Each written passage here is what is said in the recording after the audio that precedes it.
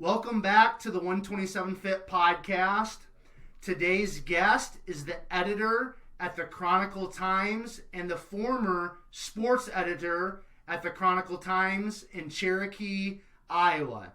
Today's guest is Paul Struck. Paul, I want to welcome you to the 127 Fit podcast. Thank you, Quentin. Good to be here. For sure. So, Paul, we're just going to jump right into what I like to call the conversational warm-up questions.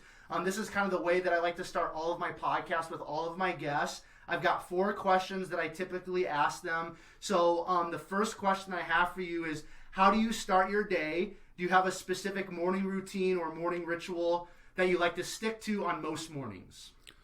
Yes, I do. I get up about 6 and have a couple mugs of coffee, read the morning paper, watch Sports Center, and then have breakfast, and then shower and get ready and go to work. Cool. Okay, so now, and we're going to get kind of into the sports side of things. Has that kind of been your morning routine for decades, or is that something you've just kind of adopted lately? Since ESPN came on TV, right, that's been my morning. Yep, cool. And this is when, and we're not going to get probably too much into this, but just because of the current state of affairs in our world with COVID, it's been kind of weird because I don't watch ESPN on a TV, but I'll go to like YouTube, right, and watch some ESPN. But it's been so weird because you go to ESPN, it's like there's literally no sports. I never thought there would be a day where you would turn on a TV or go to YouTube on your phone or what have you, Paul, and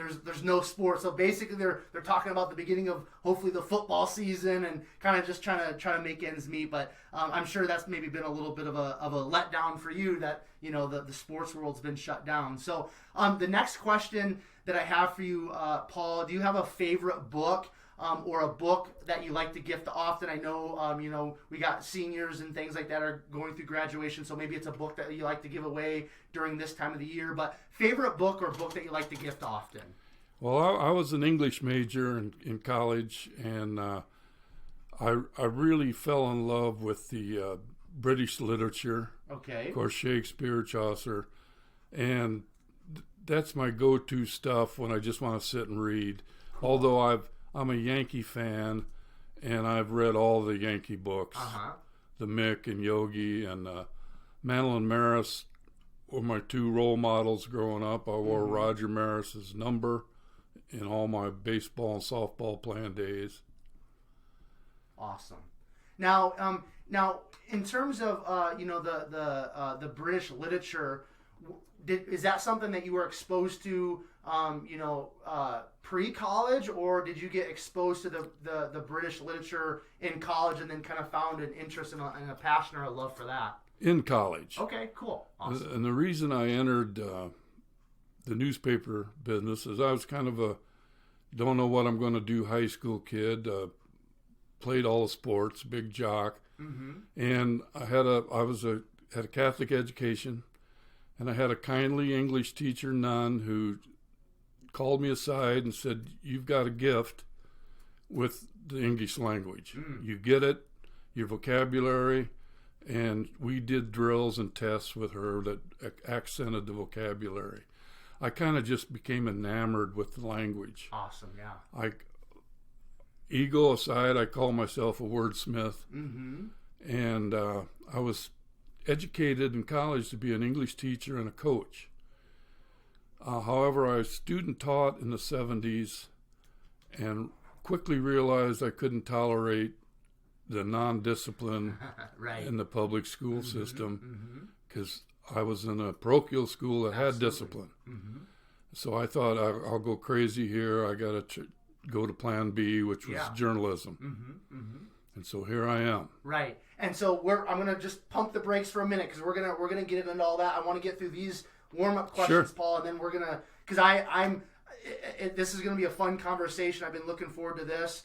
And you just said that, you kind of, got enamored with language. And I don't even know if this is a correct way to put it, but I consider myself a wordy. Like I have a gift of writing. I love words. There's just something that I can't even explain it. So we're going to get into that, and I think you and I are going to have some common ground on that. But before we do, the third question in terms of the conversational warm-up questions, is there a favorite quote, mantra, or word that you have? Maybe it's something that maybe from an athlete. Maybe it's a quote that was important for you when you were younger. Maybe it's something that you kind of hold on to current day. However you want to take that, Paul. If there's more than one, feel free to share. But favorite quote, mantra, or word? They'd come from my parents. Mm-hmm. And Mom was fond of saying, stop complaining. There's somebody worse off than you are. Yep. And make the best of a bad situation. Where Dad pounded into our heads. Absolutely. So we go with the flow, cope with it, deal with it, and process it, and hopefully move on. Absolutely. Yep. I've heard similar words from my own dad and my own parents. So, all right. So the last question that I usually ask everybody is a favorite or most listened to podcast. I know you don't listen to podcasts much, so just kind of share with myself and the listeners, Paul. Maybe there's been a sports personality, maybe on ESPN. Maybe there's a sports radio host that you've appreciated listening to over the years. So you don't have to talk about the podcast, but maybe an ESPN personality, sportscaster, however, again, you want to take that, if you don't mind sharing that. Well, Chris Berman Yep. of ESPN, I mean, he made it interesting, and I was taught in journalism, you write to inform, educate, and titillate, and he was a master. Absolutely, yep. And he's still at it, isn't he? I mean, they still bring him back when they need ratings, I think. Yep. Yep. He always said, I remember when I was growing up watching, was it Sunday NFL Countdown? He always said, was it the Schwami or something? Is that what he called himself? Yes. He'd make predictions and stuff? Yeah, cool. All right, Paul. So we're going to kind of transition into what you kind of touched on just a little bit a few minutes ago, but we're going to kind of go in depth now with your backstory. So I would love it if you would just share with myself and the 127 Fit podcast listeners, where did you grow up? Kind of what did those younger years look like? You kind of mentioned sports and things like that, but I kind of want to get more of an in-depth picture of the earlier years. I know before we turn on the mic, you mentioned that there's a lot of siblings, there's a lot of family members, so we don't have to name all the siblings or whatever, but just kind of talk more specifically about your family, you're part of the family dynamics, and just kind of that experience in those younger years. So where were you born, where were you raised, and what did the younger years look like for Paul Struck? Well, I'm an Iowan from the get-go, and I was born in Emmitsburg. Okay, cool. And we farmed, my dad farmed until I was like 5 years old. Okay, cool. And lost the farm. We moved to a small town in northwest Iowa, Truesdale. Okay. And he worked for farmers in the area. And my mom was a waitress. I'm one of 10 children of Ray and Helen Struck. Uh-huh. And my mom was the oldest of 17. Wow. Big Catholic Irish families Yep. back then. That was the thing. And it was God's will if you had another baby. Yep. And so we were poverty-stricken, but yet we learned to appreciate what we got and how we got it. And we all had a work ethic. I started working at age 7, delivering newspapers. Mm-hmm. And here I'm 70, still working. Right. But it gives me something to do. I'm not going to retire to a recliner. Yep. Now, in terms of your childhood, Paul, now you mentioned like God's will. You mentioned a couple of times like kind of the Catholic background. So was Catholicism, was that Catholic upbringing, was kind of like actually going to church, was that a pretty big part of your upbringing, or was it more of just kind of like the tradition that your family generations came from? No, that was the mom and dad were devout. Dad was a convert. Okay. Yeah. And my brother was a year and a half younger, Giles. We were altar boys at way young age, and we had to do the everyday mass at 5 a.m. or 6 a.m. because Mom said. Mm-hmm. Absolutely. And so we'd do that, deliver the papers and then do that. Mm-hmm. And so we were deeply involved in Cool. the church growing up. Yeah. Now, what did that, because you also mentioned kind of like, the discipline aspect of things. So, between the kind of like the faith upbringing and kind of like, the discipline side of things, for you as a young boy and then, maturing and growing and stepping into adulthood, Paul, what did the faith side of things and the kind of that discipline side of things and that work ethic, what did that help you, do or become in terms of as you age and as you grew up? It all centers on respect. Mm-hmm. And we respected the priest and the nuns and the lay teachers, and we never thought of stepping out of line. Right. Because then when we got home, the punishment was worse. Yeah. And there was corporal punishment. Yep.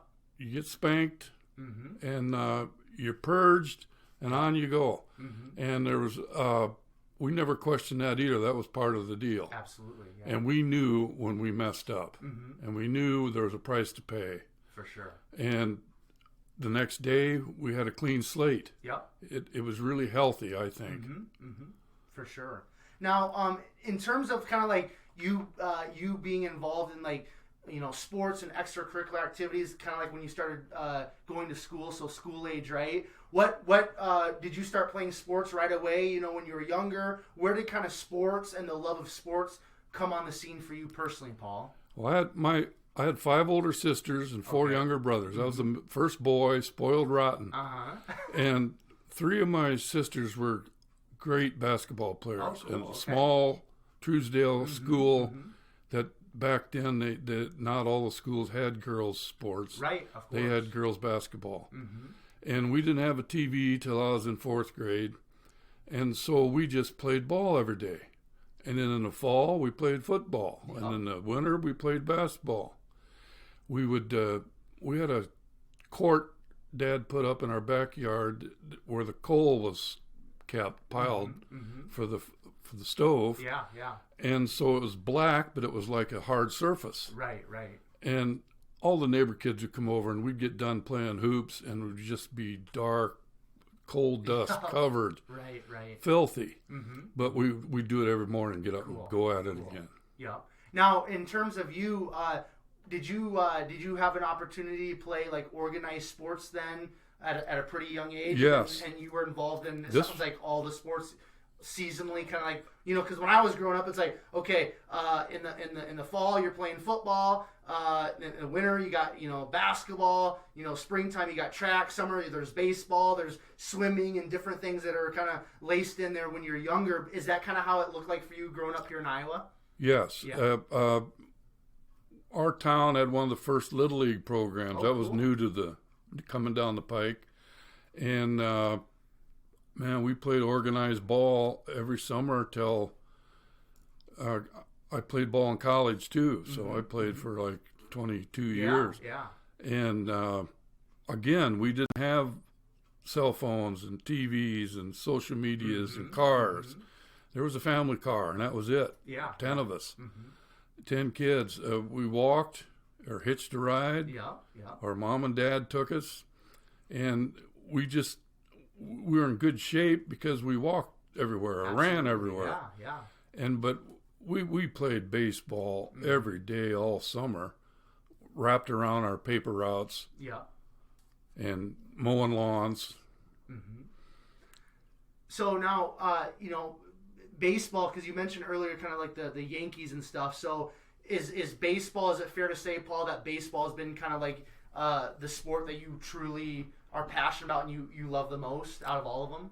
Yeah, I would say my dad was a baseball. He played and he umpired till he got old. Cool. Yeah. And was a Yankee fan, and we had no choice but to be Yankee fans. My sons are Cub fans. Okay. And Royals, Mm-hmm. and I understand that, but Yeah. I tried to steer him into the Yankee, but Now, how did your dad? Because growing up in the good old Midwest, right? New York's a long ways away. So how did your dad become a Yankees fan then, Paul? they listened to the games on the radio. Okay. Yeah. And little transistor radios, and could come and go static. And Dad ran around or hung with Mom's 11 brothers. Okay. And they were like a fraternity. Yeah. And they were all athletes. And I remember being little, and Emmitsburg had a town team, an adult town team. Back then, all of towns had a town baseball team. Oh, okay, They cool. played Sunday doubleheaders. Yeah. And my mom was a Thompson. Her brothers were Thompsons. And the whole infield was Thompsons. Okay. We're all brothers. That sounds like So small that's town what I grew Iowa. up with. Yeah. And Dad's umping. So they got the benefit of the calls. So they won a lot of games. Yeah, that's great. Cool. So your dad became a Yankees fan, just kind of listening to the radio and stuff. Now you mentioned earlier Mickey Mantle and Roger Maris. If I remember correctly, those were kind of your two idols growing up as a boy. Yes. Is that correct? Yes. I said that right. Okay. Now I know for my dad, like baseball was is his favorite sport, and he's got he was pretty big Babe Ruth fan and things like that. Now, in terms of kind of like having, again, because of the world we're living in now with social media, and we have access to all these athletes through Instagram and social media, it's a little bit different. Now, when I was growing up, myself and my younger brother Brett, there wasn't social media either. So my dad would take us to, Minnesota Timberwolves games when Kevin Garnett was there, and it was just like, it's like you see these guys like on TV and in the magazines at the times, and then they're like right there. Then like when Adam Timmerman got drafted, we went up and we saw the Vikings and the Packers playing. So it was really cool to be able to see in person these idols and these stars. So for you, Paul, in terms of like Roger Maris, Mickey Mantle, and kind of having these stars, what did that mean to you, kind of as a young boy? And being able to listen on the radio, then eventually watch athletes on TV and things like that. What did having kind of those idols do for you? Was that just something to kind of like strive for, somebody to kind of look up to? Because when you're in a small town, I grew up where we're at right now, recording this in Cherokee, Iowa, 5,000 people. Like it's like kind of small town, like nobody ever leaves, kind of thing. So what was that, having those idols for you? Was that something just to kind of look up to and kind of strive for when you were younger? Yeah, because my love for baseball, I aspired to be like them. Yeah. And my dream was to play first base for the Yankees. Yeah. I never got there. I played college ball. Right. And a good friend of mine was Larry Bittner. He was at college. I played against him in high school. He was just a man among boys in all the sports. And he was the best I ever saw. Yeah. And he made the majors for 10-year career. Wow, cool. And was an average player. Yeah, right. And I thought, he is so good, and he's average. Right. Like the superstar baseball players, you can't believe the skill. Yeah, for sure. You can't even fathom it. Right. And I compared that. I said, as good as Larry was, he didn't rise to that superstardom. Very damn good player. Absolutely. And that kind of showed me that I don't have what it takes. Yeah. So my dream shifted. For sure. Yeah, and that's understandable. And I think, a lot of us young kids, boys and girls, I remember growing up here in Cherokee and be like, I'm going to be a professional football player, and then I was going to be a professional, swimmer and triathlete, and then a professional basketball player. But I think, some of what I was trying to get at, Paul, is that I feel like because of social media, we have access to all these athletes now, more so than we did like when I was growing up, and obviously when you were growing up. I feel like when you're younger and you had these, you looked up to like the Roger Maris, Mickey Mantle, and I remember looking up to different athletes and things like that. Kevin Garnett comes to mind because I just mentioned him with the Timberwolves. But it's just like it's like, man, like it's like bigger than life, right? You look at these people, it's like bigger than life, and it's like, wow, maybe someday I'll get to go to a Yankees game, or maybe someday I'll get to go to this professional sporting event. So I think it just kind of like when you're a kid, you there's no limits when you're a kid, right? You don't know nothing about your growing up in Emmitsburg or Cherokee or Truesdale or wherever. Like you're just like, wow, like I want to be like that person. I think that's something special about childhood, and growing up in a small town when you're not exposed to professional athletes as much and have professional sports teams around. I think that's something that can really encourage you in terms of like, man, like there's no limits. If I want to do that, I can do it. But then, like you said, reality eventually sets in. But I think that's something special that maybe some of the younger kids nowadays are missing out on, Paul, is just having those sports idols and those people to look up to, and we'll never really have it that way again because of social media, right? So now let's transition. So where did you, what town did you end up going to high school at and graduating from then, Paul? Storm Lake. Oh, Storm St. Lake. Mary's. Okay. It's just 7 miles from Truesdale. Okay, cool. And when I was in 3rd grade, my older sister and I came home from school, and our house was on fire. Oh, wow. And we didn't have running water. I grabbed the water pail off the sink, and I had to empty half of it because I was too small to lift it all, and opened the attic door and threw the water on there, and it was all, the house burned down. Wow. And so we got 8 kids at the time. And so then we moved, we were farmed out to farm families to finish the school year. And then we moved to Storm Lake at a house outside of town. Okay. And then we were enrolled at Catholic school at St. Mary's. And all of us went there, and except my 3 younger brothers. When we moved to Cherokee, they closed the Catholic school here that same year, so they went to the public school. Okay. So you graduated from Storm Lake High School then? Yes. Oh, St. Mary's. Excuse me, Storm Lake St. Mary's. Okay, cool. Now, before we kind of move on from those younger years and kind of get into college and stuff, Paul, I want you to speak on a little bit in terms of like your mom and dad. So what's something? And I know I know the faith part of things was instilled in you. I know kind of there was that hard work and that discipline. Is there maybe something else as when you think about your time with your mom and your dad and your childhood? Is there 1 or 2 things maybe that you take away from them specifically that they kind of instilled in you that's really been impactful for you as you've gone through adulthood? Well, they both worked 2 jobs 6 days a week. Because Sunday we went to church. Right. And Mom probably cleaned and caught up. Yeah. And they would skip their lunch hours. They would go in early if we had a ball game. And they never missed our games. That's powerful, yeah.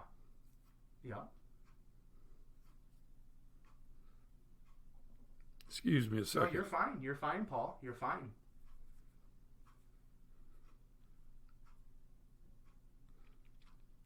And just knowing they and all my sisters, they're always in the stands rooting for you. So that's a memory I'll take forever. That's cool. And that's something for me that I, can relate to you, Paul, is like when I was growing up playing sports here in town, either my mom or my dad, not both of them, but at least one of them was always at every sporting event. And I don't think when you're a kid, when you're younger, you realize how important and impactful that is in that moment. And then, as you age, because it's, words and talk is cheap. We can say, oh, I love you, but it's that action of them actually being there and supporting you. Like that's something, like you said, you're going to hold on to that, forever. So that's beautiful. I appreciate you sharing that, Paul. Now, let's transition into, because again, baseball is still a big part of things because of college. But share with us, Paul, if you don't mind, where did you go to college? Talk about, the opportunity to be able to play college baseball and kind of continue to pursue that dream of yours to play professionally. But let's just talk about those college experiences. And I'm really interested, too. So first of all, let's just talk about where you went to college and that college experience, and then we'll kind of get into it because I want to explore more of this, being enamored with language and just being kind of exposed to studying English. So where did you go to college, and what were those early years in college like for you, Paul? Well, I went to Wayne State, Nebraska for 1 year. I had a baseball scholarship. And always broke. Poor kid. I had a sister that sent me $2 every week. And I have never told her this, but half of that went for beer. That's funny. And I needed the work. And we used to unload. There's a beer distributor in Wayne, and we'd go at 2 a.m. and unload the box cars of the kegs, and that was like a 2-hour deal, but it was $3 an hour, just wild pay. Right. So we could make $5-6 by not sleeping. Yep. And then I got a job running police radios in Cherokee. Cool. Yep. And it was nights, so I could go to school. So I transferred to Buena Vista. Okay, perfect. University in Storm Lake, Buena Vista College then. And that's where I graduated. And I played baseball and basketball for 1 year and baseball for 2. Okay, cool. At Buena Vista. Awesome.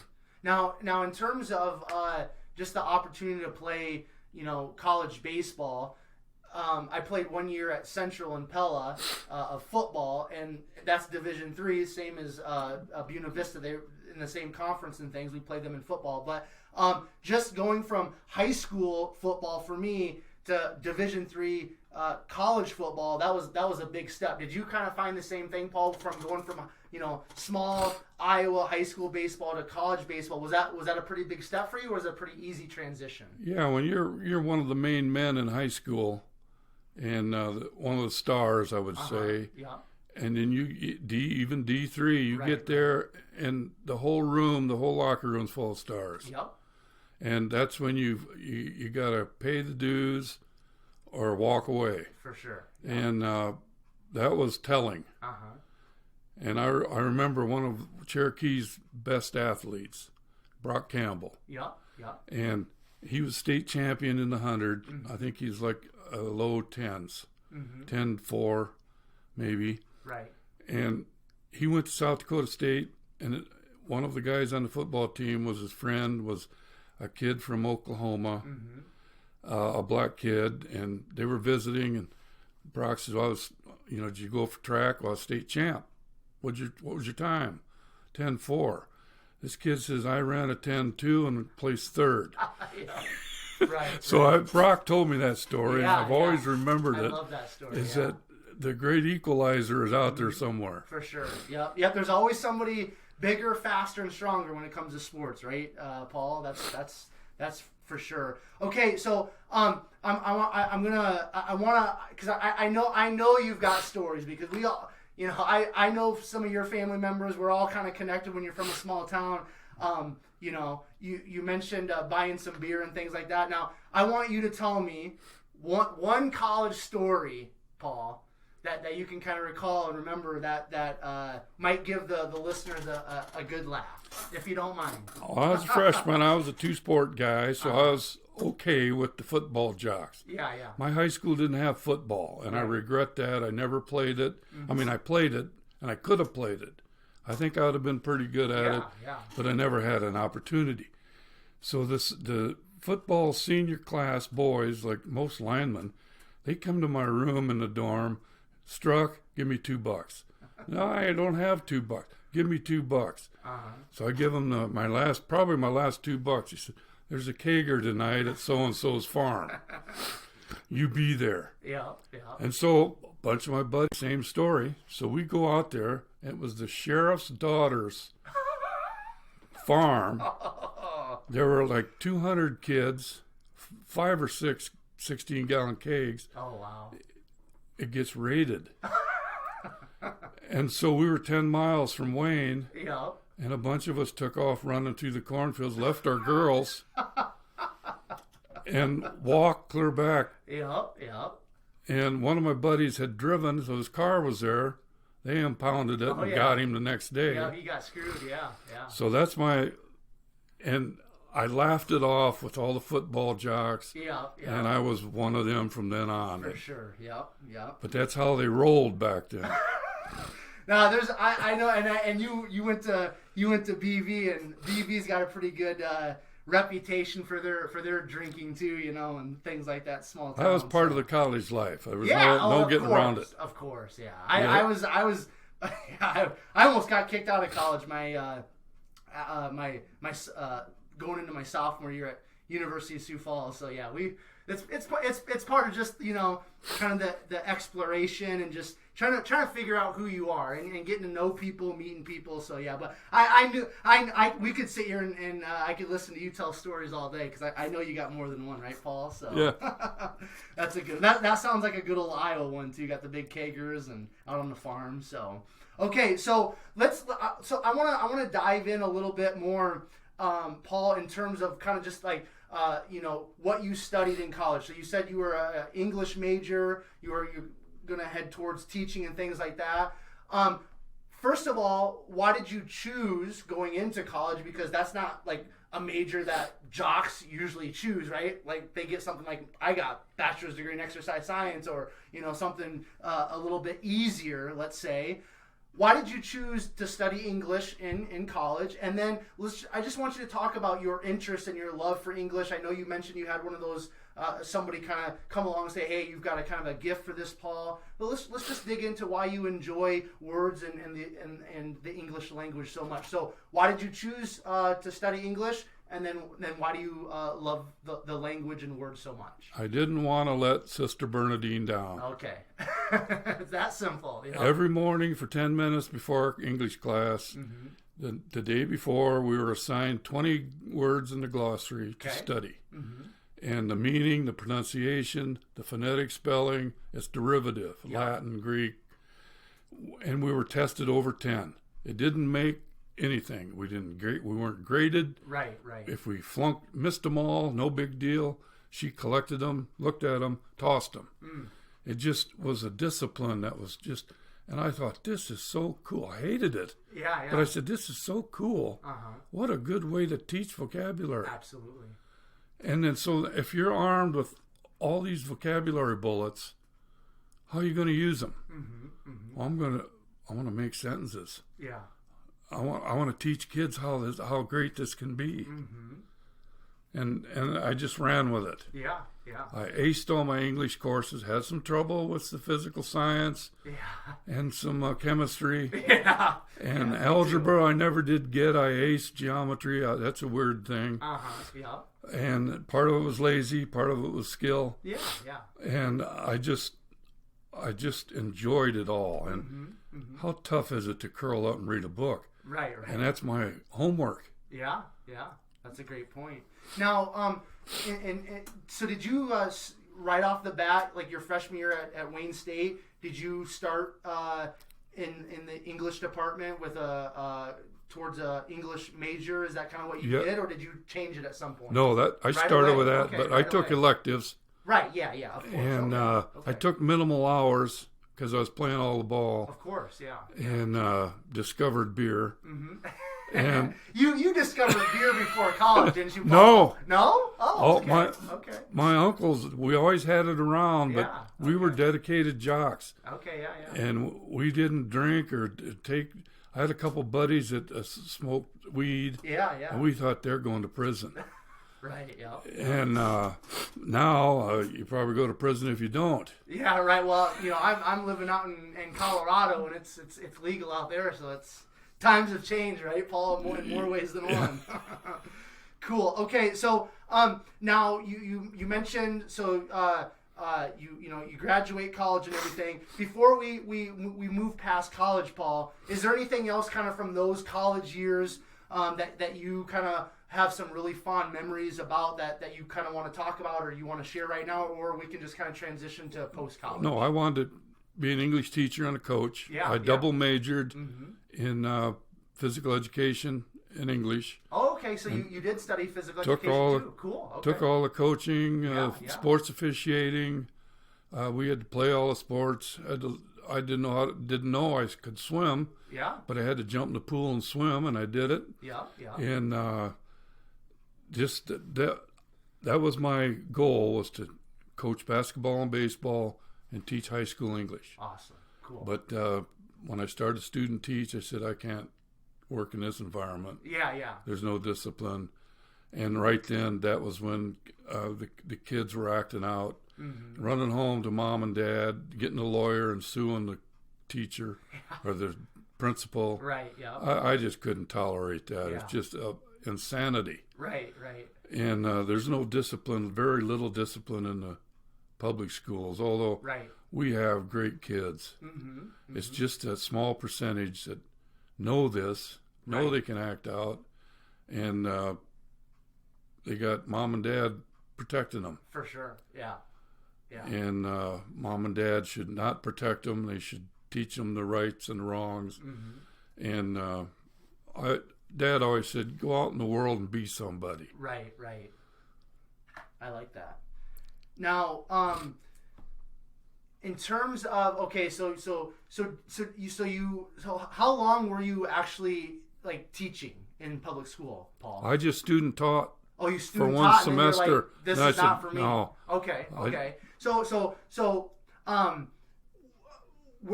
What did you do then? So when you found out, like, hey, like, because I know if you're gonna teach and stuff, you have to do student teaching. That's part of the graduation process.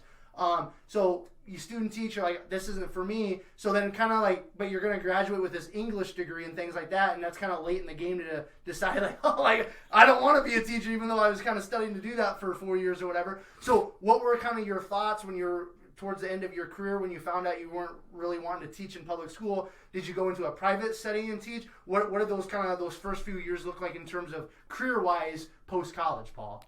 I started reading the newspaper classifieds. Okay. And I was doing labor work. I was helping a buddy that was the Coke man. Okay. Part-time. I worked for Lundell Construction, and we dug ditches.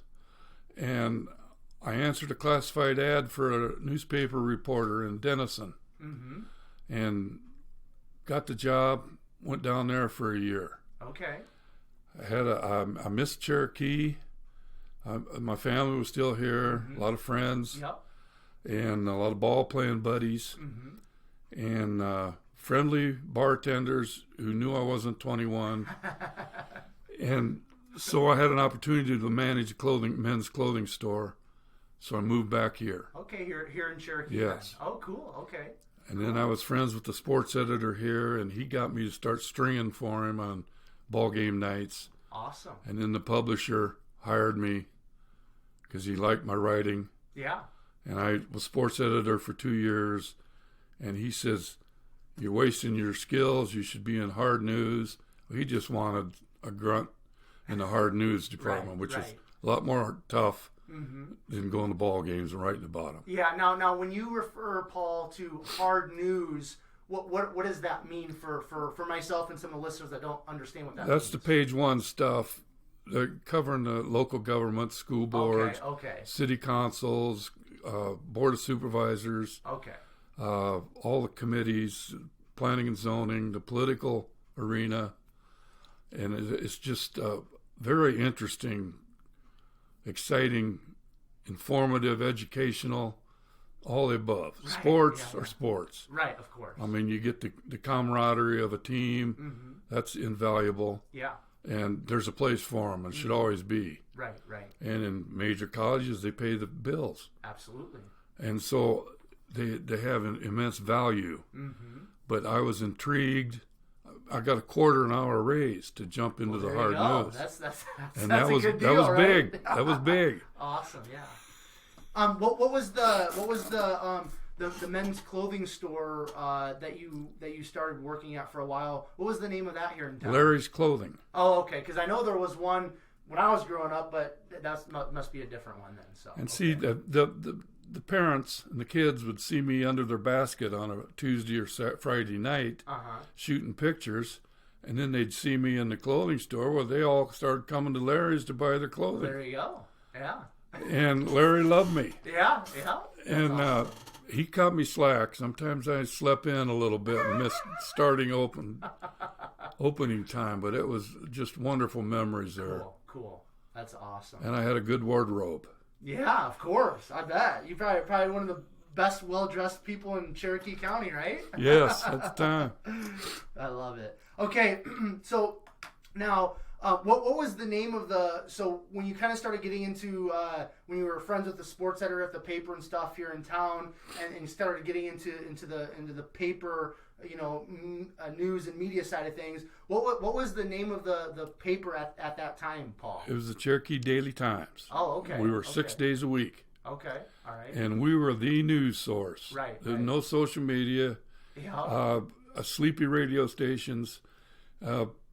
We worked right up to deadline every time. Mm-hmm. Our publisher was a wonderful man, but dedicated journalist. Yeah. He red inked everything we wrote, made us better, checked our grammar, our word usage, our phrasing, just polished. Right. Until we won just immense awards at the Iowa Newspaper Association because of our publisher and owner, Tom Miller. Yeah. He was just so good at his job, and we bought in, and so we would work long hours, extra hours, to take the next step, go the extra mile to get that in because people were waiting to see it. Right. It's changed immensely. Yeah, and we're gonna get there. So hold that thought because I wanna get into that. But now, because I wanna camp out kind of just on your personal experience getting into the newspaper. But we're gonna transition into how things have changed and all that. And I want to get into the kind of the nuts and bolts of what makes a great editor, what makes a great newspaper person, all that. But now when you start working for the paper, because you go to college, you get the English education, you've got this interest in words. Once you started working kind of like, in the paper scene and things like that, did you really kind of like fall in love with just kind of everything that entailed right away? Or was it just kind of like another job and then later on it was like, oh, I kind of enjoy this? What was that kind of that first experience of getting plugged into a newspaper? Was it kind of just a really love at first sight type of thing? Or what was that like for you, Paul? Yeah, I was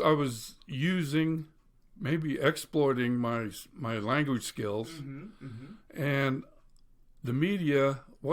A perk right away was you don't stand in line for anything. There you go. Yeah. You got a pass gate. Yeah. State tournaments. Yeah. I'm there. I can walk in with the VIPs. There you go. Yeah. And it's just a role you play. They appreciate your value, and going and knowing that the most powerful men and women in town on these committees and boards and councils and school boards, they know what they're saying and what they're doing, you're chronicling. Right, yeah. And so they respect you. And when you make a mistake, you hear about it. Right. And you say, I'm not doing that again. For sure. And so we don't repeat. That's one of the beauties of this is we don't repeat mistakes because we're trained not to, or we're going to go down the road. And I remember when I was a young reporter and every penny counted, a psychiatrist in town who also taught psych, taught me at college, good friend of mine, we tipped a few once in a while, he got DUI'd. Ooh. And it was going to be in the paper, the police blotter. He called me. Offered me $300. Ooh. $300 was like 3 weeks' pay, and to keep it out of the paper. Yeah. I didn't know what to do, so I go up and talk to Tom, the publisher, and he says, "You do what you think is right."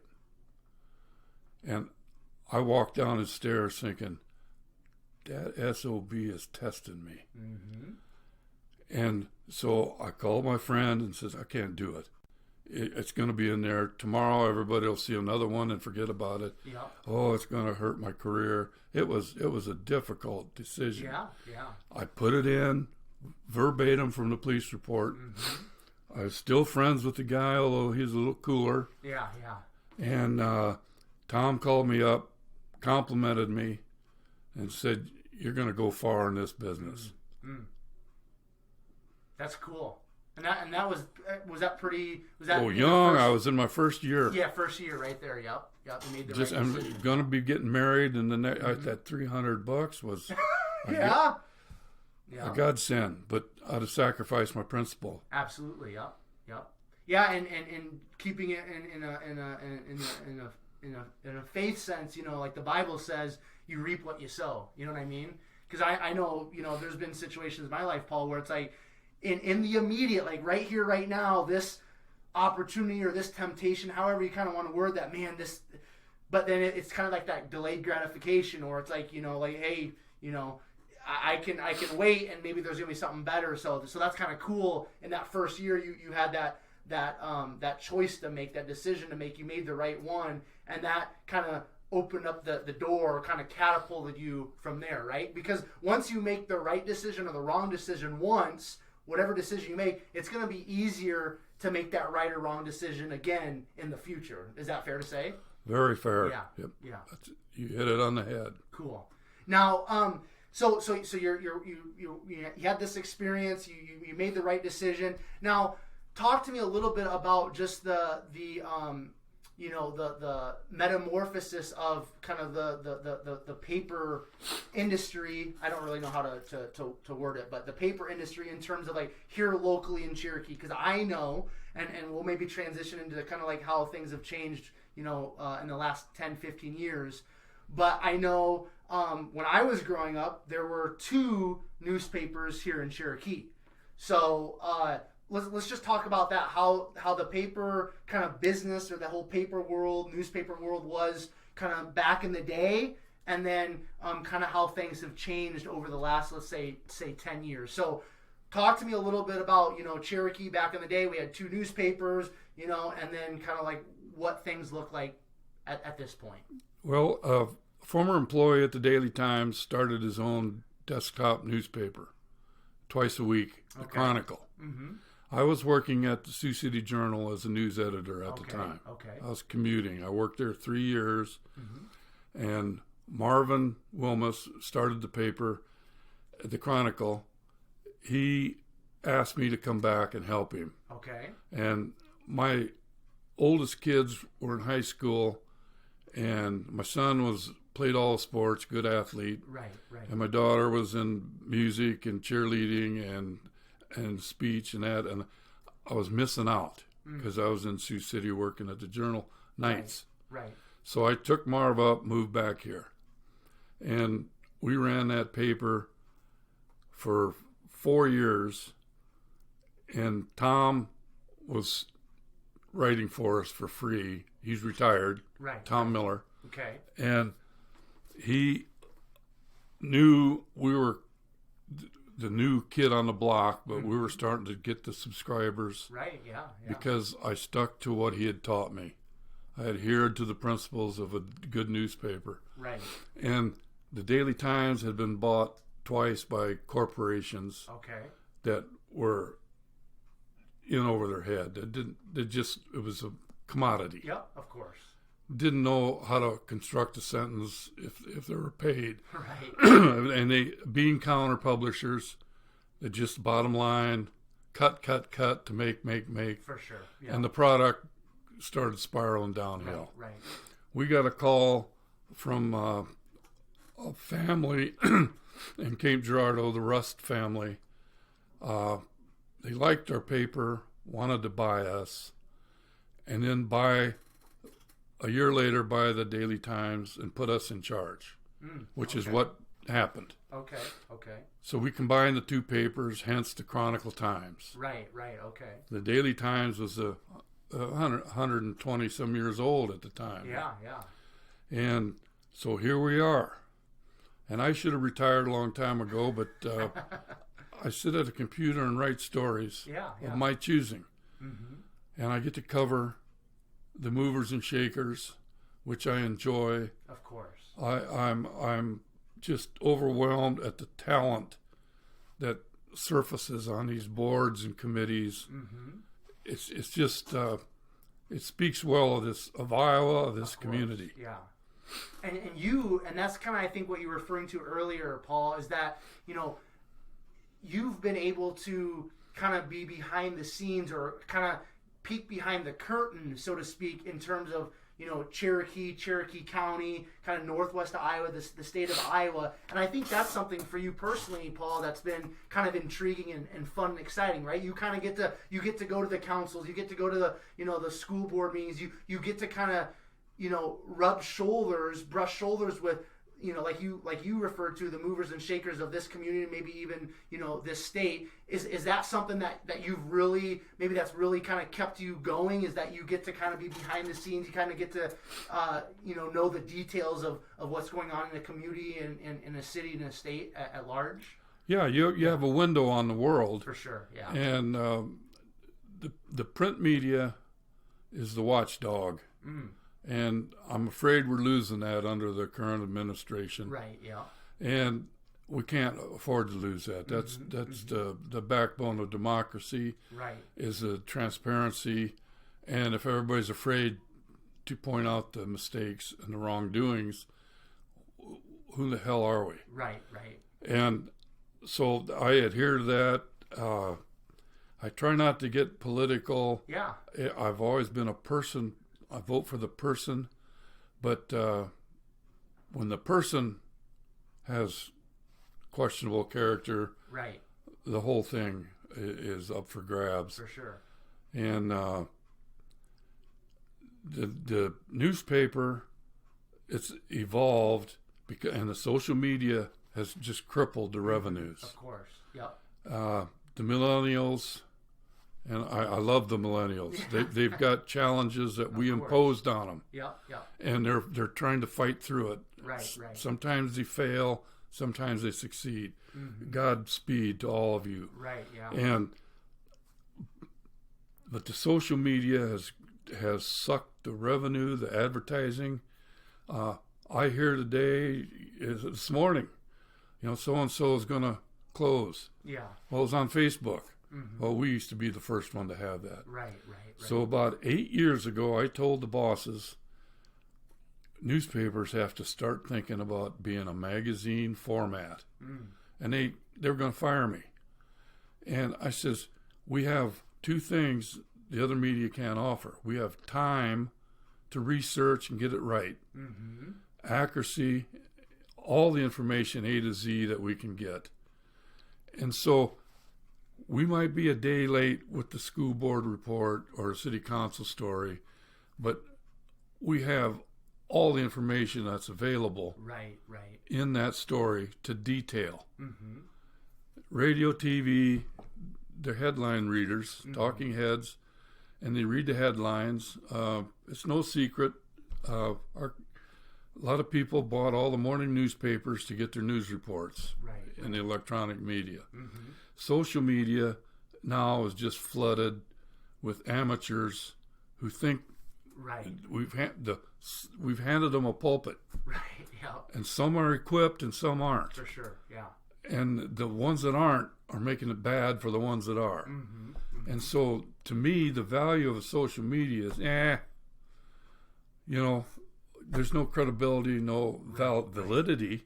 That unless how do you double check a double check? Yeah. And so the printed word is still the most powerful in the language. Mm. I'll never be convinced otherwise. Right, of course, yeah. Now, so where do you see? Because I mean, I've seen it with my own eyes, right? I mean, there's papers closing all the time, and you've even got these big national papers that have closed their doors. So what do you see, Paul? Because it seems like in our culture, in our society, the pendulum goes from one extreme back over to the next, right? I don't think your magazines. I mean, because when I was growing up, I mean, you had ESPN the magazine, you had Sports Illustrated, and obviously I was into the muscle and fitness magazines. A lot of those don't even exist anymore. I mean, they're gone. Yeah. But you're never going to get rid of fully, that print media as you referred to it as earlier. So and you're just, looking down 5-10 years down the road, where do you think print media, specifically like the newspaper business, where do you think that's going to be? Do you see, have you heard anything? Do you maybe see kind of like maybe some different routes that it's going to take? Well, the tech people, which is a majority anymore, it's paper-free world coming down the pike. Course. Yeah.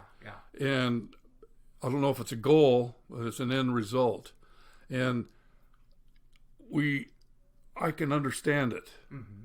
But there are pockets of small cities, of real small towns that their newspapers, they're family owned, or they're stubborn like me. Yeah. They've never lost sight of their mission, and they continue doing what they're doing.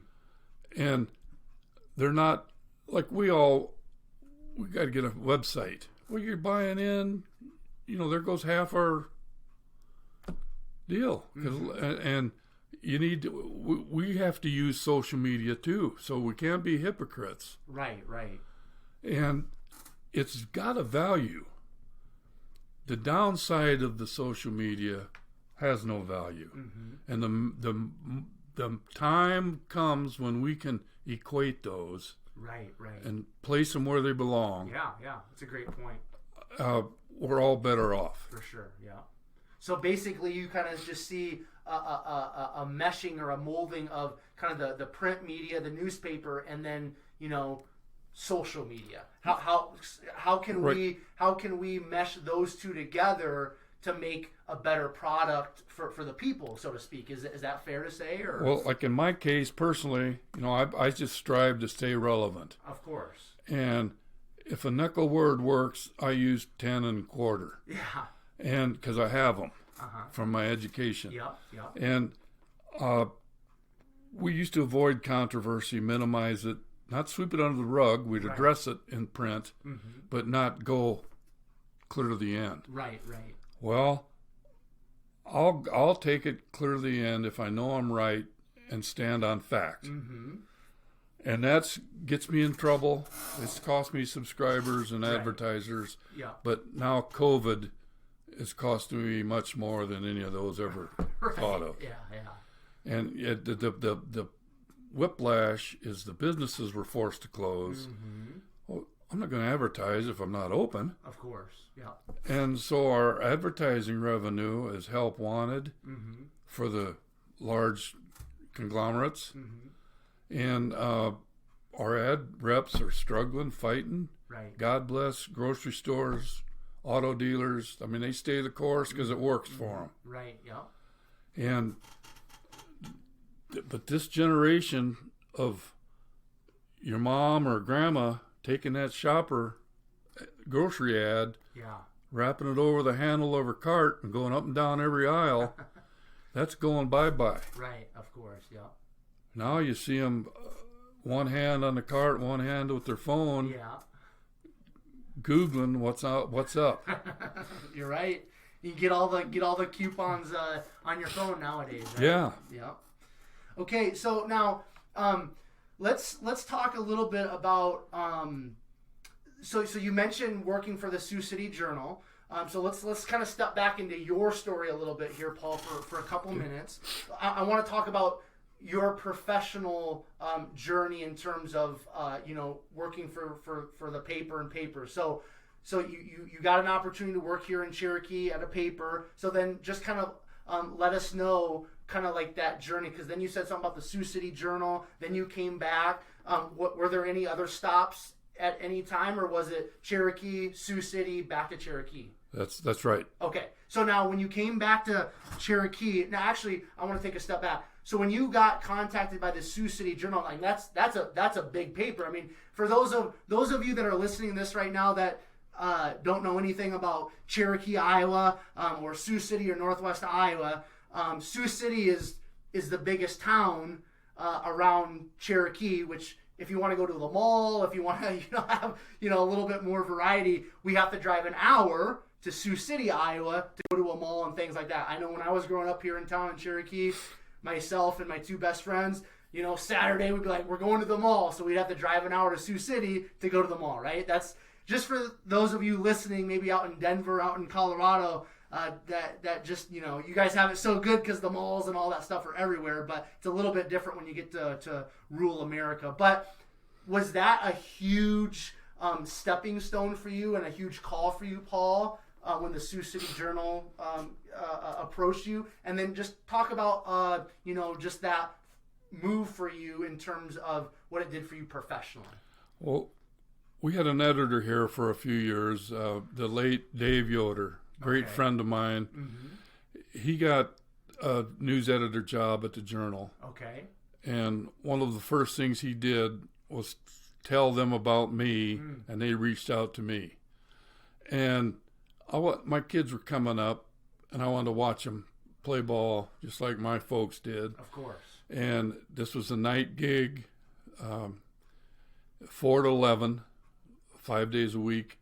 And then if I wanted to, go in on Saturdays for extra money as a reporter. I was a news editor the other time. Right. And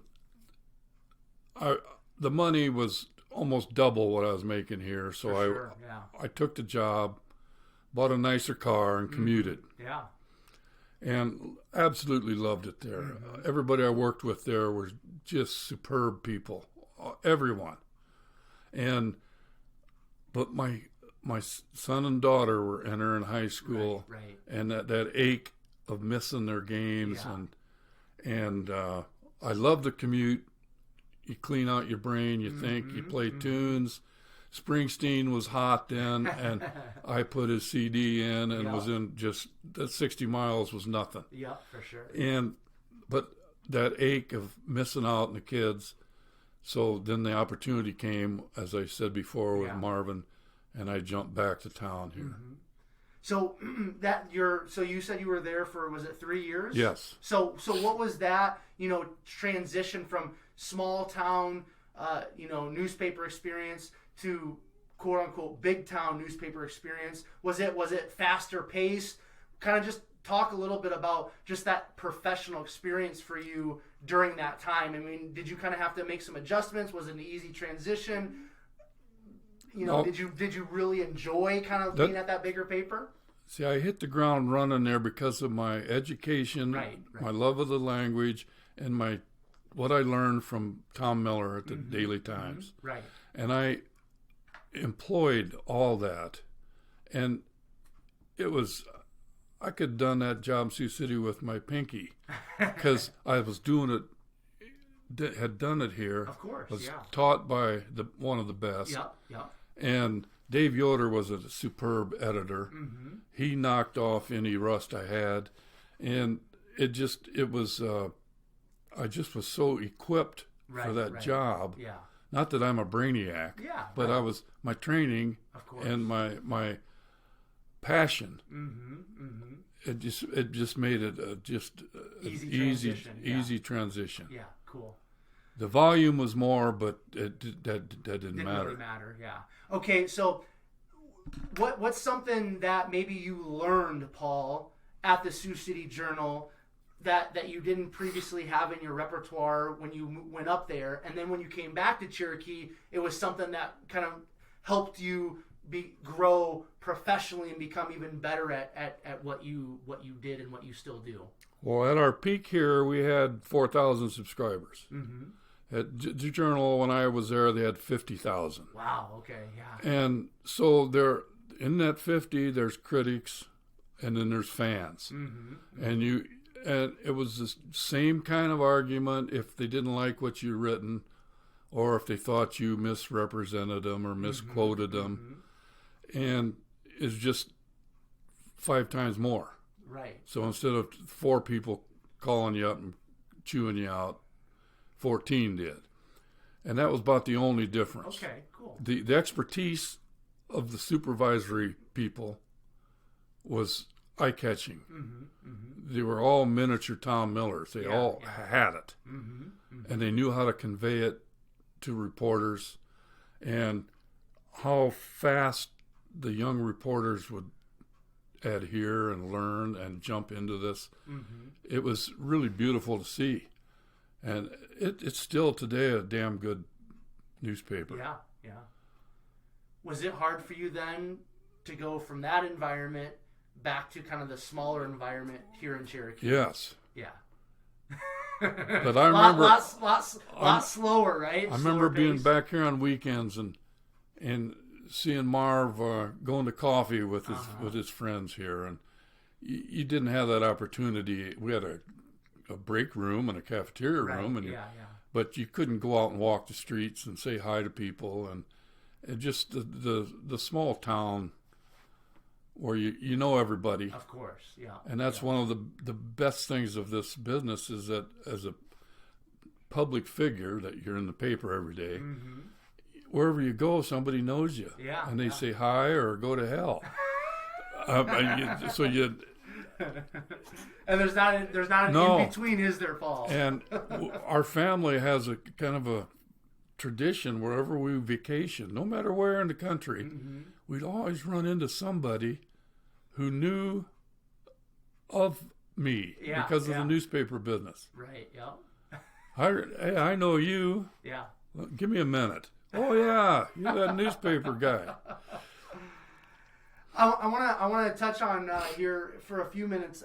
Struck strikes out, right? So when I'm growing up in Cherokee and go through the newspaper to see if my picture was in the paper for football or sporting events, there's always struck strikes out. It's Paul Struck, right? Where did that little tagline come from? And for those that are listening that don't know what struck strikes out is or what it means or anything, like what is that? So where did that come to be? What is it? And how did that become kind of a part of your writing and the paper process? Well, early on in sports, Tom Miller suggested I start a column. Okay. And it popped in my head. Struck strikes and out. I love the double meaning. That I'm either agitating or I missed the point and I'm a goof. Yeah. And so I'm okay with that because that's probably true. Mm-hmm. I either hit it or miss it. Right. So Struck strikes out, and it's served me well. Yeah, it's great. And you have some parameters that you don't get on page one. Mm-hmm. And Poetic, I used to call it Poetic License, which means you can misspell and say heck and darn and get by with it. Right. And now you can say hell and damn, and nobody bats an eye. Right. Even worse, we were prohibited from that. When I started. Yeah. So Struck strikes out. Now specifically, is that what was the writing like underneath Struck strikes out? Was that like a weekly sports thing? Was that just kind of an outtake? What is Struck strikes out? Well, they wanted me at least a week, but it was whenever I was so moved. And you try to keep it local. Yeah. But I couldn't help myself on the national professional level. Mm-hmm. To sound off. Yeah. And when I thought there was miscarriage of justice or something like that, and you kind of push the envelope in columns, but you want readership, and I had people say they subscribe because of that. Yeah. And so, but if I was writing too many of them, Big Tom came down and says, "Are you taking care of business on the other side?" Right, yeah. And so you kept it equal, kind of. Mm-hmm. But I've had a lot of fun with it, and I wish I could do more now. Yeah. I write all the editorials for the Chronicle Times, and have since I got back here. Yeah. And so some of that steam will work in an editorial. Right. And so I try to keep Struck Strikes Out as strictly sports. Right, yeah. Although, like when Tom and Jean passed, I broke that out to the front because it was a personal. Of course. Tribute. Yep. Cool. Yep, that's something I know from childhood, growing up here. That's something I always remember seeing. Struck Strikes Out. So I wanted to at least touch on that. Okay, so let's touch on. Kind of the what makes, like in terms of like you've talked about, Tom Miller, you've brought his name up a lot. You gotta, he really mentored you and taught you the right way in terms of the paper business. But in terms of like somebody that wants to get into, and again, we've got the social media, but there's different outlets to write nowadays besides just a paper or magazine. But if somebody really wants to get into writing and maybe they have a gift of writing and they really enjoy it, like, what would you look at, or what do you look at, Paul, in terms of somebody that has, a gift or a talent for writing? Like, what are some of those things that when you're reading an article that you're like, wow, this person is gifted or this person has a talent? Well, I'd seek them out and try to encourage them because we need young people entering the industry, and I don't know if that's well as run dry. Mm-hmm. Part of the problem is not all, but a lot of our English teachers, starting in middle school, don't do a good enough job on grammar Right. and language and vocabulary. Maybe it's the curriculum. Maybe they're forced into. Maybe it used to be a textbook. Maybe it's the computer program now. Right. Man, we were diagramming sentences in third grade, and it was just part of the curriculum. Yeah. And it's easy to say, read this novel or report on it Friday. Right. So there's some shortcuts that are being taken that has weaned the students away from grasping the importance of language. And we get letters from adults, parents, high-ranking officials that misspell and Oh yeah. use wrong verbiage and phrasing and no question marks when they ask a question in a sentence. Just elementary stuff. Oh yeah. It's But bad. nobody's ever called them on it. Yeah. How do you know? That's right. Yeah. So just the biggest thing then, Paul, is just like, if somebody does have a gift or a talent for writing, you would just want to encourage them just to continue to practice that and pursue that, right? We used to get referrals from the school, from the counselors or the counselors or the teachers, and we'd bring them on as an intern, summer intern. Yeah. Sometimes he got paid, sometimes he didn't. Depend on the bottom line. Right. And tried to help them. And there's been a handful over the years that have gone on to college in English and journalism. Right now, one of my reporters is autistic. But a hell of a journalist. Awesome, yeah. He went to BV, majored in English. I heard about him.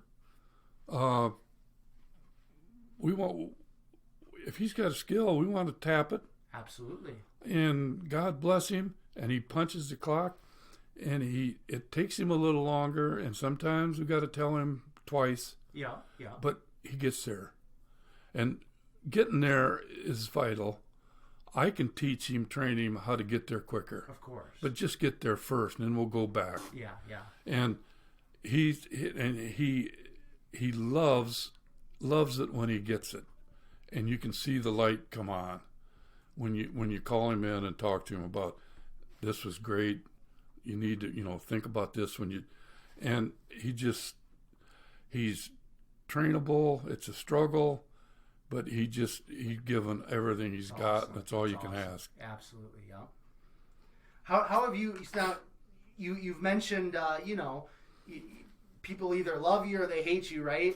How have you? Because being just straight up, nobody I don't think really loves criticism. We all want to be liked. We all want people to recognize us.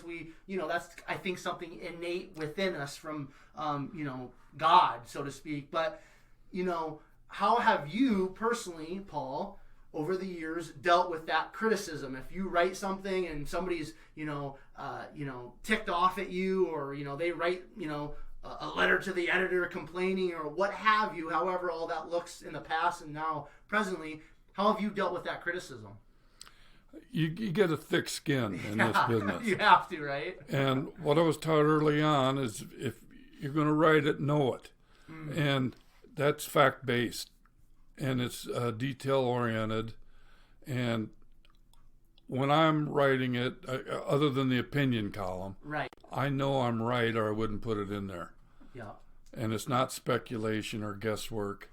You can't afford that. Because then they can poke holes in you 7 days a week. For sure. And you're going to die on the vine in this career. And so you have to do your homework and validate on the fly. And that's I'm extremely happy and appreciative that I learned that. Absolutely. And it's second nature. Yeah. If you're going to write it, know it. That's Yes. a good statement. I like that. That's very good.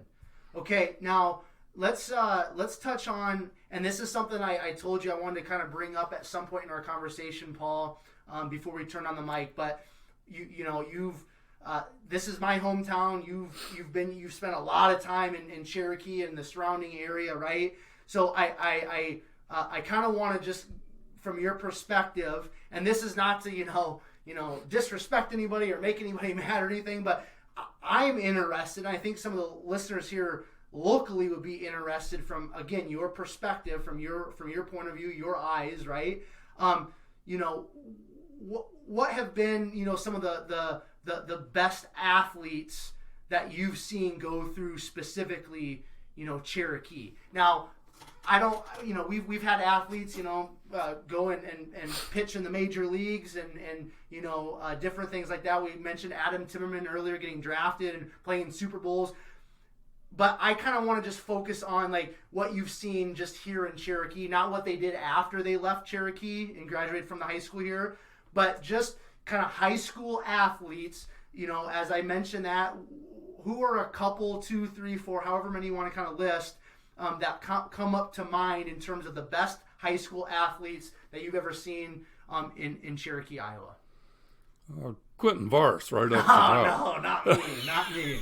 I was honorable mention. No, not me. I didn't make it to state in anything, so definitely not me. But that's a tough question because I know there's so many, and they had their own areas of skill. Let's just name a couple. Let's go to our resident Super Bowl champion, Pro Bowler, Adam Timmerman. There you go. Yeah.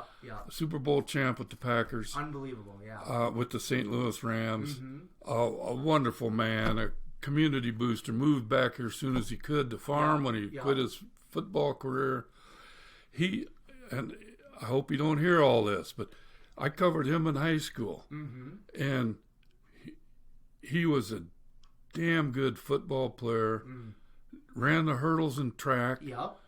Big boned, 6'3", kind of lean then at the time. Played basketball. He's one of those where the coach would say, Timmerman, go in and foul out. He was kind of the enforcer. Yeah. But 100% at all times. Yeah. And not really adept to basketball and the hurdles, but he did them and was good at them. Yeah. And I remember talking to him when he graduated college. He figured out what an offensive lineman in the NFL has to be. You got to be 6'3". You got to be 300 plus. You got to jump this high, run this fast, lift this much. He built that body. Nutrition, one of the first big on nutrition. Yeah. And he didn't get invited to the combine. Right. He went to some minor stuff. He excelled his senior year in college at South Dakota State. Right. He goes to the combines, and these coaches with the stopwatches, who the hell's that? And he stood out. And I remember him telling me he was with the Pack. He's number 2 at offensive guard. Aaron Brown, a Notre Dame grad, that cut all the slack. Yeah. Very good. Got hurt. Adam went in to play for him. They never took him out. Yeah, for sure. And John Madden raved about him on the NFL games.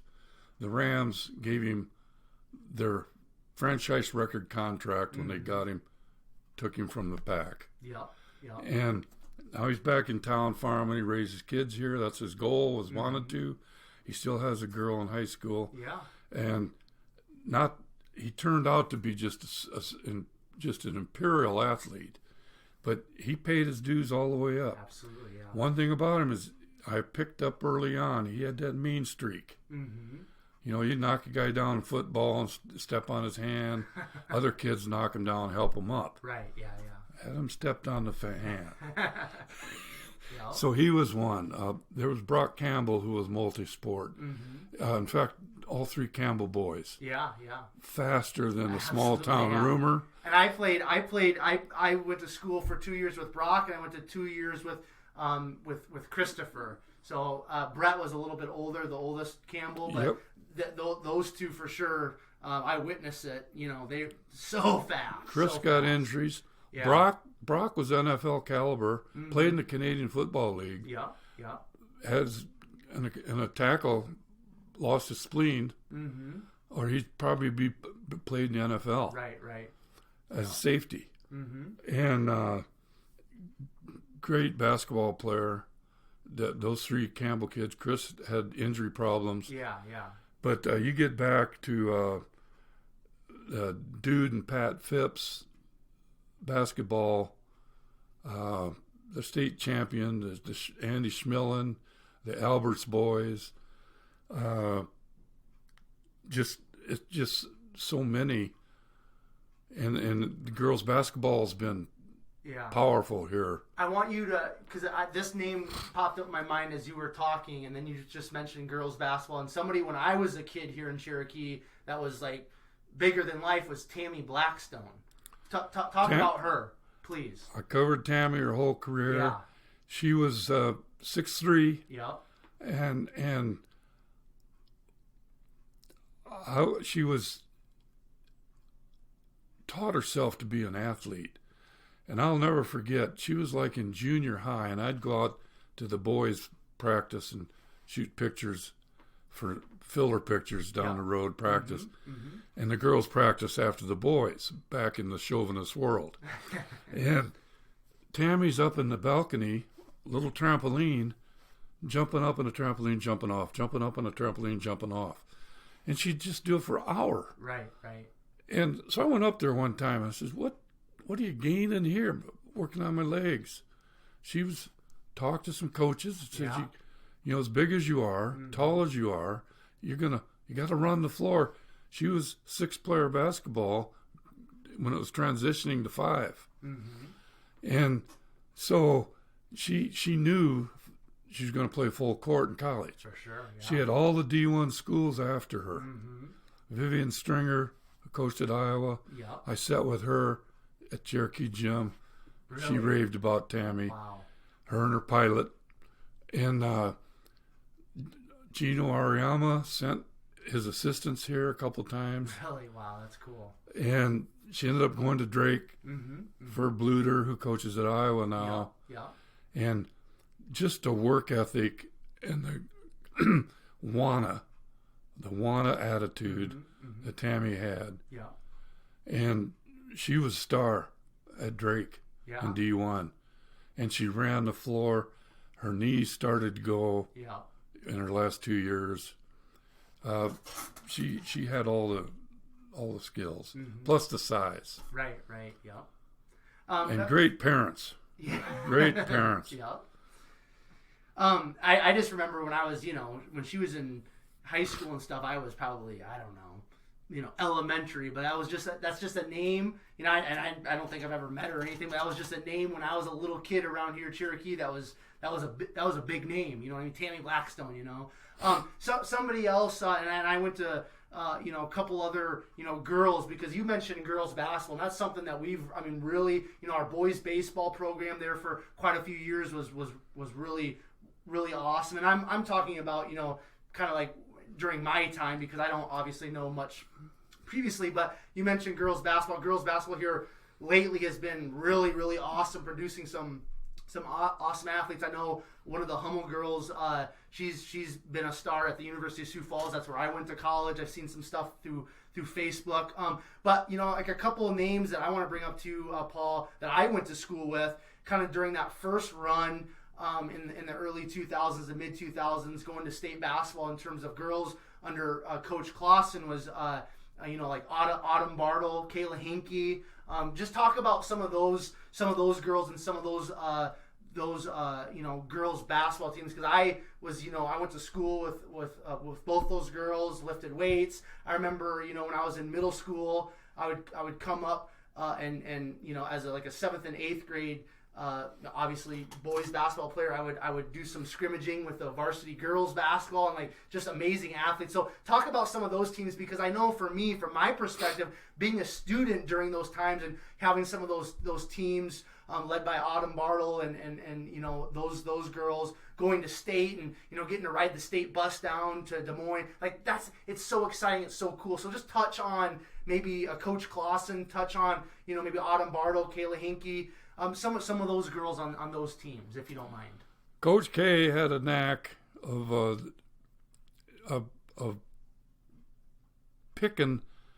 All coaches, I think, play their best players, but he could pick out role model kids that weren't going to score, weren't going to rebound, but had all the intangibles. Yeah. And that class, Katie Ebel, the Leonard girl, Jess Honeycomb moved to town, was a force inside. She was, yeah. That was a dream team. Yeah, and awesome, Autumn and Kayla were gym rats. And every gym I went into, they were there practicing. For sure, yeah. And the wellness center was built, and you could go there and they're there working on their games as freshmen. Yep. And they all started as freshmen, and so we had no doubt that they were special. For sure. And it was just the cycle, and it was a perfect storm. And they had leadership, talent, hustle. They had a good coach who could have them perform at max and was really passionate. Yeah. And a wonderful Christian man. And it just was a perfect combination. Yeah. They got, and I'm strikes out. There's good officials and there's bad officials.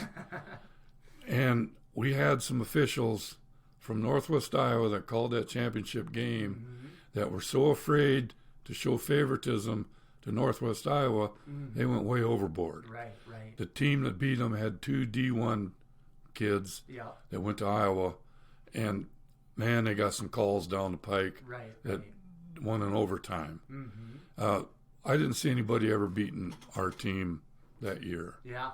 In fact, it's not comedy, but we played Sioux Center in the sub-state in their gym, winner to state.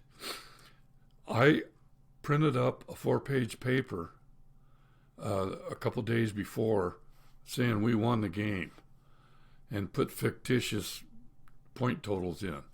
The rest of the paper had all that season's games, photos, so it looked like a brand new off the press.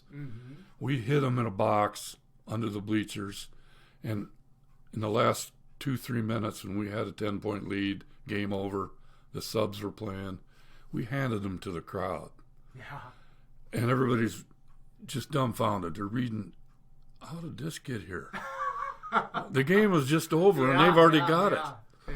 It gave the Chronicle a real big step up in this town as a newspaper, although it was all one hell of a risk. Because if we had gotten beat, I'm carrying that big box of papers home. Now you know what? Now that you say that, I think I vaguely remember. I vaguely remember that. Now that you say that, having those papers. Cause, I mean, I went to all the games, obviously, and stuff. But yeah. And the Cherokee fans were reading it and laughing it and high-fiving, and the Sioux Center fans were wadding it up and throwing it on the floor. I love it, man. And just to kind of, finish up talking about those girls, and I wanted to bring them up just because, like, again, kind of like you've been able to see behind the curtain with all the sports and kind of all the happenings of Cherokee and the surrounding area. Like, that was a time, I got to play with some amazing athletes. Like, I got to, we went, my sophomore and junior year for football, we went 7-2 and 7-2. That was, Brock Campbell and Corey Stevens and, just some, we were going 7 wide and just, Coach Knapp throwing the ball everywhere. I got to be a part of some really exciting teams. My grade, we struggled a little bit my senior year, but really it was the girls' sports at the time, specifically, the basketball players, and something that I don't talk to any of these girls. I have, they're on Facebook and stuff, but they're all married. I'm using, their maid names or whatever because I can't remember their married names. But I don't talk to any of these girls. But just as an adult looking back, reflecting on my time in high school, I think about those girls. And the cool thing for me is we had early bird weightlifting at 6:15, and then I think the second class was 6:45 with Coach Lynn Jolly at the time, who's since retired. But and I being back home here in Cherokee, looking through some of the some of the pictures and stuff, there's those girls that led that, really the leaders of those girls teams, Kayla Hinkey, Autumn Bartle, the Katie Ebel, I know, like Kylie Dilla, she was underclassman, she was a grade behind me, but they were lifting weights, they were with us guys,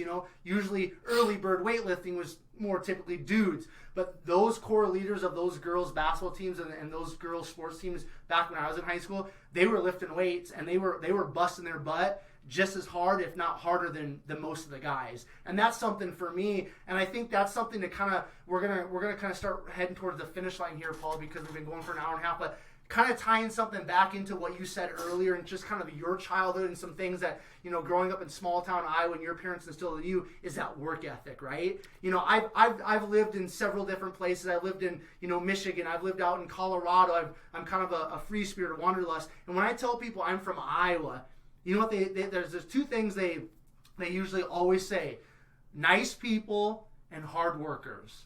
You know what I mean? And I think that's something for those of us that grew up in the Midwest, that's something that we should be proud of, that people, bigger cities and different states, they're like nice people and work hard. And I think that's something that I just want, if those girls, ever listen to this, I want, to give them, their due credit in terms of like just being examples of hard work and lifting weights, because that's something that we've seen, I think, over the last 5 to 10 years is female sports is really blossoming in our country, which I think it's amazing. So kudos to you girls if you ever listen to this, but I just kind of wanted to acknowledge them, because I got to see behind the scenes. It's more than just the product that you see on the court or on the field. It's the hard work, like you mentioned, over at the wellness center. They're shooting hoops, they're lifting weights, with the guys. It's really cool, and it kind of ties into just kind of like your story of faith and work ethics and busting your butt to kind of pursue what you want to pursue, Paul. Now, before we kind of wrap things up here, Paul, you mentioned. Just in passing, getting married, having kids. People that I bring onto my podcast, I know that family is always very important to them, right? And I want to give you an opportunity because, your parents supported you when you were growing up, coming to your sporting events. You said that's a big reason why you came back, and worked full-time in Cherokee at the paper as opposed to being in Sioux City, because you wanted to spend time with your kids. You wanted to support them as they were getting older and playing sports. I want you to just touch on, I want to give you kind of the platform, Paul, to talk about your wife and just kind of like what she means to you and your kids and just the importance of family for you and how that's kind of been able to, catapult you forward professionally. Well, thank God my wife valued the importance of sports. Mm-hmm. She's a Dutch girl. And was raised, girls don't play sports. Right. And you go play the organ and the flute and cheerlead and shut up. Mm-hmm. And I found that she would have been a good basketball and a tennis player. Yeah. I got to tennis when I was 30. Okay. And I played every day for 20 years, 25 years. Mm-hmm. One of my dreams was when I'm 65, I'm going to be a national tennis champion. Cool, yeah. It didn't happen, but so she had the skills, but was untapped. We went golfing, and she was good at that. Above average, had the physical skills, but never was given an opportunity to try it. So that's why women in sports were finding out. Like, fast pitch softball is a wonderful game. They took right to it. Yeah. Never got to play. It was baseball. Right. Man's world. Mm-hmm. And so what else did you want there on that? No, I just wanted you to touch on just the importance of, your wife and just kind of your family. Talk always about your family. supported the kids in all their athletics. Mm-hmm. And if she had something going on and there was a ball game, the ball game won. And that was, the kids picked up on that. Yeah, and there was a time and place for everything. And if they grasped, like if the wife, spouse grasped that this has to be played at this time. We can't. We're just pawns in the game. Yeah. And so to make it work, and to pack the lunches, and to wash the uniforms, and take them to the doctor and cure their ills, and they sprain their ankle. You're not going to die. Take a hot bath, and we'll put ice on it. Just the mothering that we guys don't have that tool. Yeah, right. And God bless them for that. Yeah. And it's just a team. It's a team. The marriage is a team. All the ball players are teams. Yeah. I've always had a fondness for wrestlers because just their bare face hanging out on the mat. Yeah. And they get pinned. That's just. But they get up, shake the hands, and by golly, next time I'll be the one on top. Right. That's their mentality. For sure. Yeah. And anybody can walk on a quarter field or mat and be good. But if you want to be better, that work ethic is where it's at. Yeah, for sure. You had it. I watched you. I remember your dad telling me you had the cones set up in the garage. Oh, yeah. Practice your footwork and dribbling drills. That's what it takes. You know it. I know it. Yeah. The kids that excel know it. We have parents today blaming the coach because their kid isn't any good. Yeah. That's a tragedy, and it's growing. Right. And these parents have to wake up and say it's not the coach, it's the kid. Sure. Yeah. So your wife's just kind of always been by your side, Supportive. really supported you, right? Yes. Yeah. And that's huge in life to have a partner. Yeah. Have a marriage where people support each other. Now how many kids do you have, Paul? I have 4. 4 kids. Okay. And do you want to just speak oldest on son them for a minute? Yeah. Adam, the oldest son, he's an administrator in a nursing home. Cool. Now in Cherokee. He was in the banking business. Okay. He always had a fondness for the elderly and always migrated to them and talked their talk and just loved being around them. Yeah. And he's happy now. Abby, my oldest daughter, is an attorney. Awesome.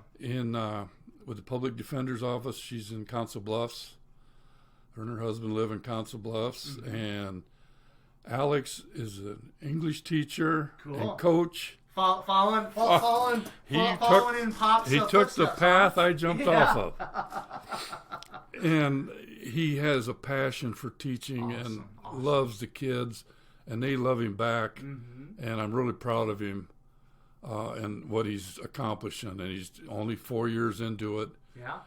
And then our adopted daughter, Alisanne, is a freshman at University of Northern Iowa. Oh, cool. You and I. Panther. And music, marching band. She did all the intangibles in school with speech and robotics and all that. Fun. And finding her way. She's really depressed with this COVID. Yeah. Missing her friends at college. Had to come home early. Can't go back. Yeah, I know. It's a task keeping her smiling. Yeah. But she's getting there. Yeah. She's accepting it, and it's part of growing up. It is, yeah. Life throws a lot of curveballs. No pun intended. And she's tired of hearing my mom's stop complaining.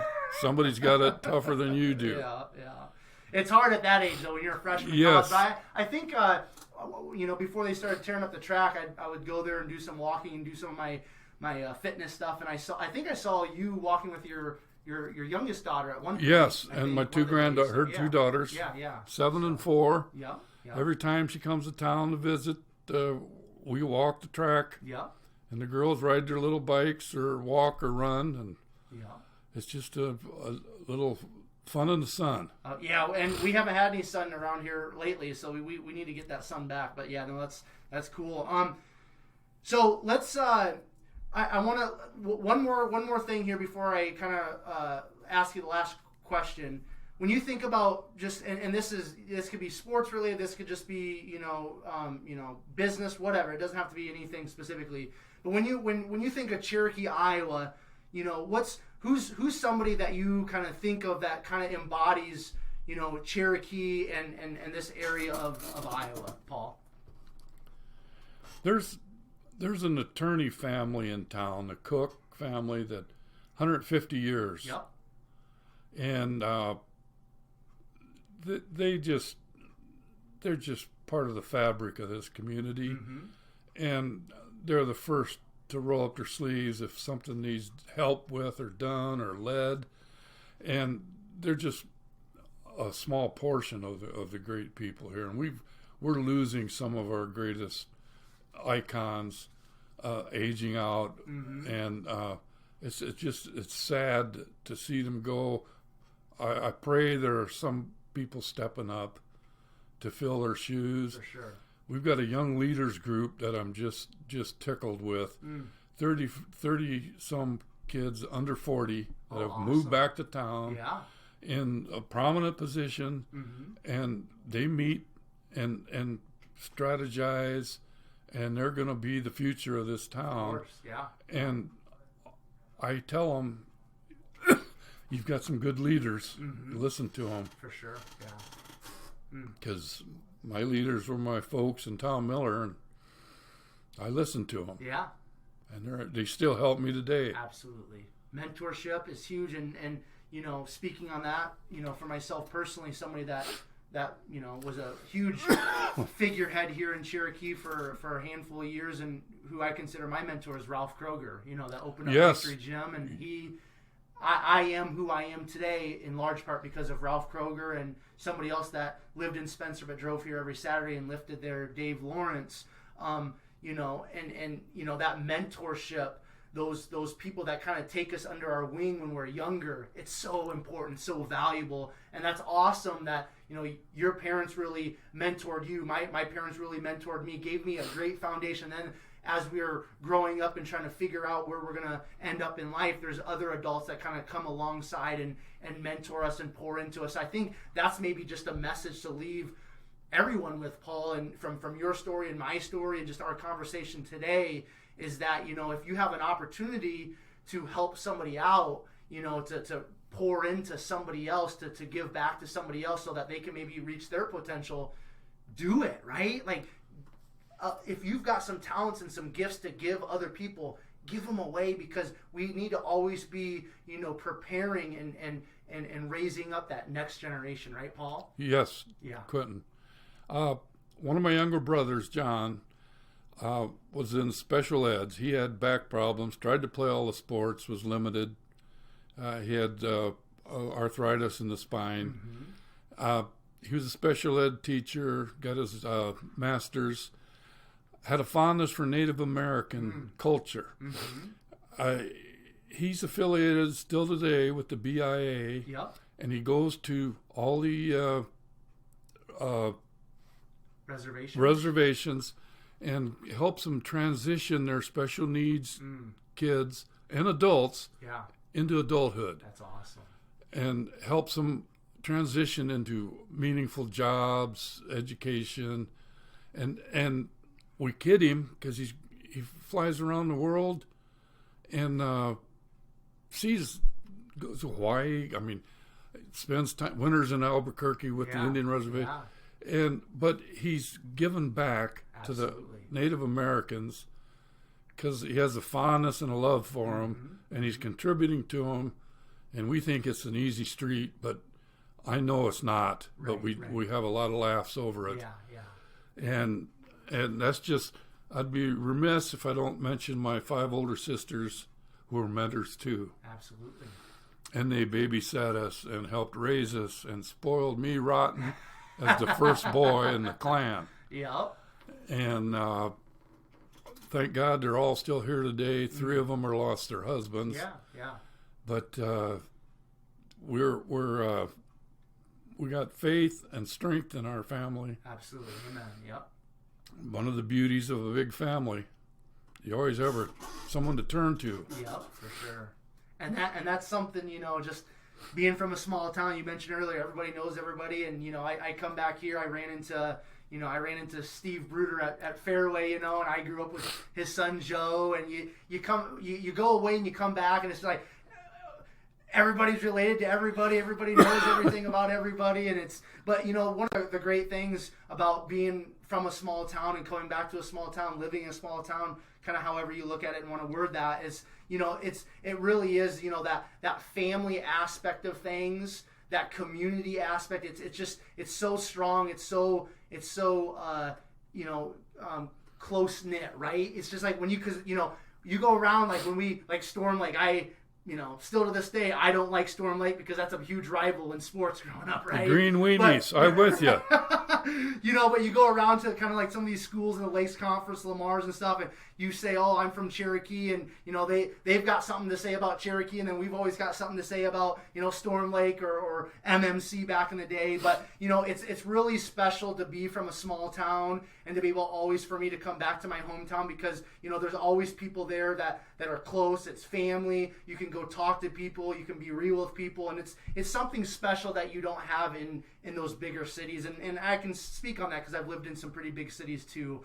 Now, Paul, to really just wrap it all up, I just want, when your time's up, right? When you take that last breath and your time's up here on this earth, I want you just to maybe share with us, in terms of legacy or what you kind of want to be remembered for. When somebody, 10 years after you pass away, they bring up the name Paul Struck, what do you hope people will say about you? What do you hope your legacy is going to be for your life and then just, here in Cherokee? Well, just in simple terms, is I was a damn good newspaper man. There you go. And I was true to my school. Yep. And I'm big on loyalty. Absolutely. At all walks. Mm-hmm. Family, school, town. And that's priceless, and it doesn't cost you anything. Absolutely. Maybe effort. And here we go, full circle, back to sports. Full circle, yep. Back to sports. Full circle. Effort. Absolutely. And that kind of wraps it all up. And I spend like a half hour on a 15-minute story because I want it right. Yeah, and of course. And again, put a little pizzazz in it. Educate, inform, and titillate. I'll never forget those three words. I love it. So that's the backbone, and I've loved my career. I wouldn't change a thing. I kind of wonder how good a coach I would have been. I coached all the youth sports. Yeah, of course you did. Yeah. Until a few years ago, mm-hmm. And so I know I could, but you deal with that variety of kids, and again, all these kids are great kids. They just need to be told that. Right. And register that I don't need to go kick that window in or fight that kid or bad mouth or drop the F-bomb. Mm-hmm. If they just think twice, we'd be a lot better off. For sure. That's the word that I'm going to take away from what you just shared is loyalty. I think that's huge. And like you said, it just takes a little bit of effort.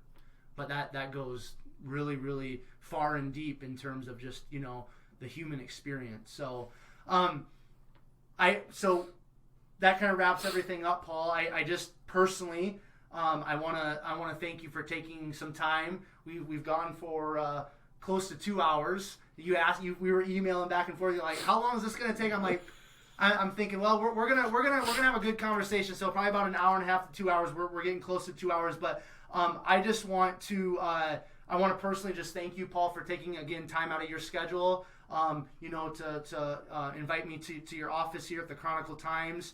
I want to thank you for sharing your story. I want to thank you for sharing just some of that behind the scenes in terms of Cherokee and athletics. It's greatly appreciated, and I personally just want to tell you, when I think of Cherokee, when I think of some of the figureheads of Cherokee from when I was younger, definitely Paul Struck's one of those names that comes up, and it always goes back to Struck Strikes Out and just kind of seeing some of the different work you did with the paper. So I just want to thank you very much for your time, Paul. Thank you, Quentin. For sure. It's been a pleasure. For sure. Rehashing with you. Absolutely. So 127 Fit podcast listeners, once again, I just want to thank you so very much for your listening ears. They're always greatly appreciated. If this is your first time listening to the 127 Fit podcast, welcome and thank you. If this is your second time or your 100th time listening to the podcast, thank you for continuing to support the podcast and for coming back. If you would like to find out more about the guests that I'm bringing onto the podcast, or if you'd like to find out more about me personally, you can find all of that information on Instagram at 127fit. Facebook is at Quentin Vars. LinkedIn is at Quentin Vars. If you guys would do me a huge favor and please leave a 5-star rating and review, and also subscribe to the podcast, that would be cool. If you think you would be a great guest, or if you have a friend or an acquaintance you think would be a great guest or guest for the 127 Fit podcast, you can just send me an email or give this email out to that friend or an acquaintance and just reach out to me, kind of let me know why you think you'd be a great guest, and we can go from there. The email for that is 127fit@gmail.com. And one other huge favor I would ask of all of you listeners is that as you are finding great value in a specific episode or episodes of the 127 Fit podcast, I would just ask that you would take that specific episode and episodes that you're finding that great value in and share it on your Facebook and Instagram stories using the hashtag #BeSomeoneToFollow. And per the usual, I will leave you all with Proverbs 24:10, which states, "If you faint in the day of adversity, your strength is small." This time, until next time, I will catch you guys later.